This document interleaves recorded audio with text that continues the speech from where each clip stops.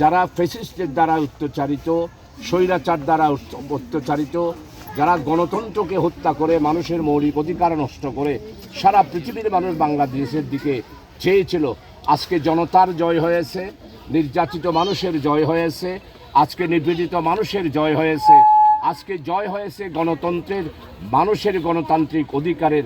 আজকে যার ফাঁসি দেওয়া হয়েছে, রায় দেওয়া হয়েছে, এই আগের যেই আদালত ছিল সেটা ছিল ক্যাঙ্গারু আদালত, আর এখন যেই আদালত, সেই আদালত হচ্ছে সংবিধানের ভিত্তিতে ন্যায় এবং ইনসাফ প্রতিষ্ঠার এই আদালত।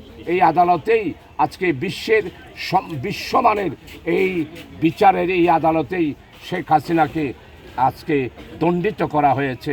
আমি মনে করি আরও যত ঘটনা প্রবাহ আছে সবগুলোর ন্যায়, একটা ইনসাফ এবং বিচার এই দেশে হবে। আমি আজকে বাংলাদেশের নির্যাতিত, নিপীড়িত, অসহায় মানুষগুলো আজকে দীর্ঘদিন এই অত্যাচারিত হওয়ার পর আজকে একটি তারা মুক্ত আকাশে দীর্ঘ নিঃশ্বাস তারা নিয়েছে। আপনাদের সবাইকে ধন্যবাদ।